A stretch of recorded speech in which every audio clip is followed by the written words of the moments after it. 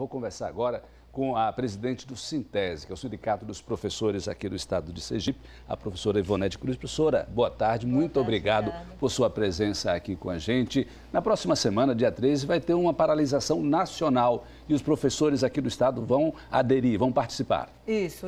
Essa é a segunda paralisação nacional da educação, que é convocada pela Confederação.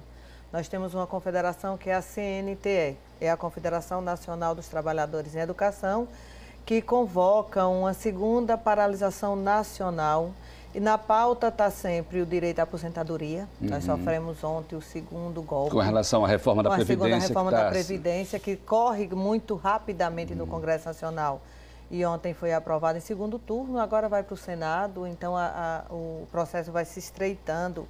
E junto com isso, a proximidade da aprovação dessa reforma, que nós temos um entendimento de que ela vem para sacrificar ainda mais os pobres. A senhora acredita que essa reforma vai prejudicar especificamente os professores? Aos trabalhadores em geral e no caso dos professores, porque nós temos até o momento uma aposentadoria dita especial de tempo de serviço e tempo de contribuição. O especial não é porque nós temos nenhum privilégio, mas é por conta da nossa forma de trabalho. Os professores são especiais, realmente. Nós trabalhamos... É uma categoria que eu não tenho. Só existe jornalista, só existe médico, só existe advogado por causa dos professores. São especiais. E a essência do nosso trabalho é de relação humana, relação com gente. Então, eu não posso estar na sala de aula sem que eu tenha muito equilíbrio emocional, muito equilíbrio psicológico, condição física. Imagina uma professora com 70, 75 anos, depois de ter trabalhado 30, 40 anos, o que é que ela pode conseguir produzir de ensino e aprendizagem? Então, essa reforma afeta profundamente.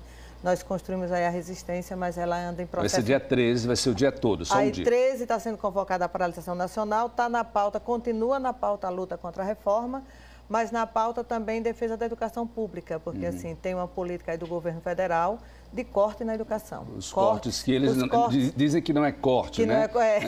Mas que a gente compreende como cortes e que da forma como tem sido feito, não só na universidade, nos institutos, mas também nos recursos que são da educação básica, a gente pode chegar a um processo de piorar ainda mais o que já não atende. Porque o propósito é que a educação pública seja de qualidade. São algumas áreas que a gente sempre fala, educação, segurança e saúde. Se não tiver dinheiro para manter, não vai para frente. E isso gira em torno de um projeto que é de privatizar, é de que tem educação quem puder pagar.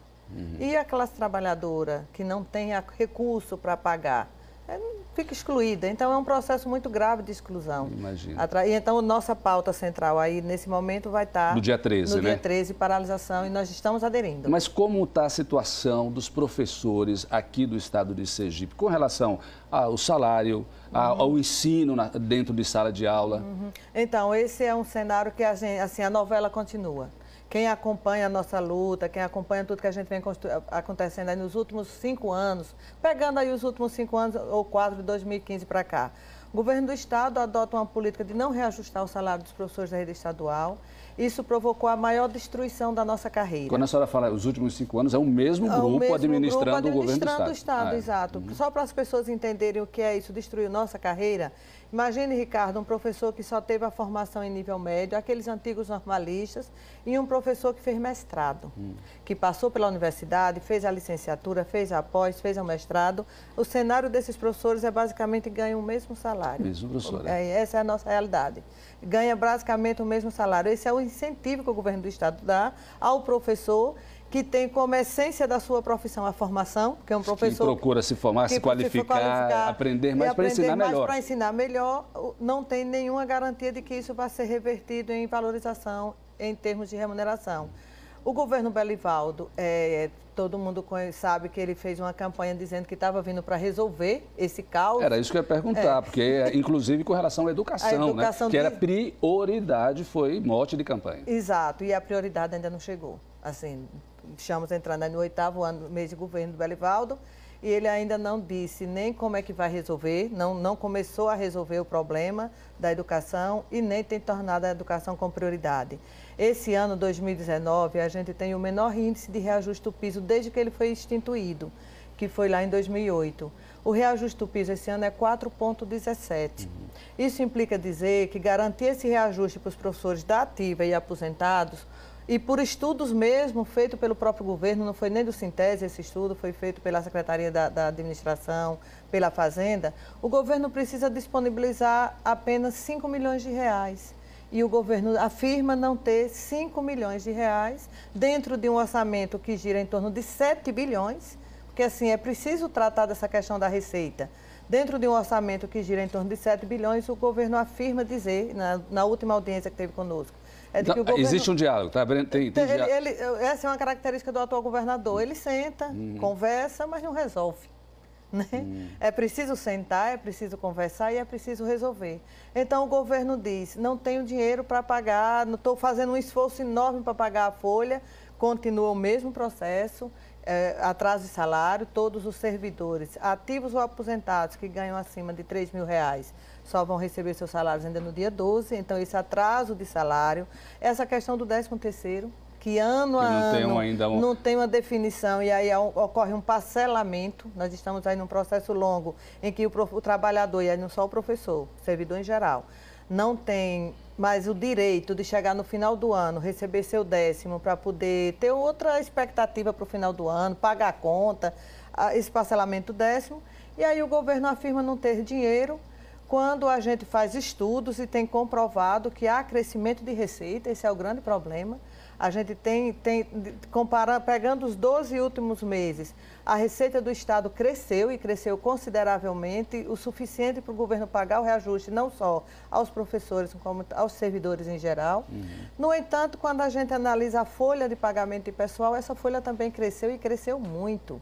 Analisando o crescimento da folha com o pessoal dos últimos 12 meses, cresceu quase 350 milhões. E foi para esse crescimento é para quem? Esse crescimento é para quem? A pergunta é essa. Que a gente quer saber, exatamente. Né? Esse crescimento é para quem? Quem é que está recebendo essa remuneração, que está crescendo tanto essa folha? Quem teve reajuste? Quem teve reajuste? Do início do ano para cá. Pois é. Na audiência conosco, o governo disse que vai abrir as folhas do Fundeb, que é o recurso específico da educação, e a partir de uma solicitação nossa do MDE. Mas não é só o Fundeb e MDE, é preciso abrir as folhas de pessoal. Todas. De todo transparência, mundo. Né, professor? E aí esse é o problema que você traz, a transparência. Porque quando a gente vai buscar na transparência, onde é que está sendo pago esse crescimento, 2018 não abre nada, aparece lá, deu problema. E não aparece. Professora, preciso abrir. Para a gente encerrar nossa entrevista rapidamente, falou da questão salarial, mas como é que está a situação dos professores dentro de sala de aula, nas escolas, essa nova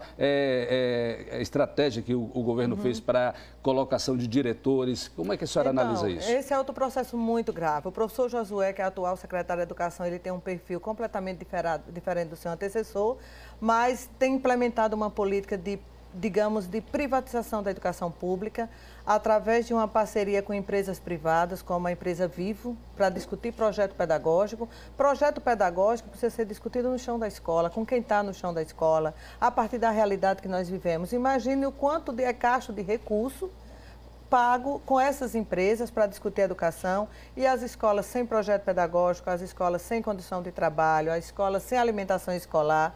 E as escolas, e esse processo agora de processo seletivo de professor, de diretor, que, ao meu ver, sem ter financiamento, sem ter projeto, não resolve. Porque o que resolve a educação pública é ter financiamento, é ter investimento e é ter projeto. Essa palavra resolver projeto. É forte, viu, professora? Tem que resolver. É forte essa tem palavra. Que resolver. Obrigado, professora Ivonete Cruz, por sua participação, presidente do Sintese aqui, que veio falar da paralisação que vai ocorrer de um dia no próximo dia 13 de agosto. E nesse dia nós teremos 2 atos. Aproveitar o programa para convidar os professores a partir das 8 horas. Nós vamos estar no Palácio do Despacho, lá na Adélia Franco, e aí a TV pode estar lá logo cedo cobrindo, certo. A TV Atalaia sempre cumprindo nossas atividades, cobrando o governador. Para onde está indo o dinheiro do Estado, quando é que vai garantir o direito. E o segundo ato? E o segundo ato na Praça General Valadão, às 14 horas, com toda a classe trabalhadora. Muito obrigado, uma boa tarde. Obrigada a você.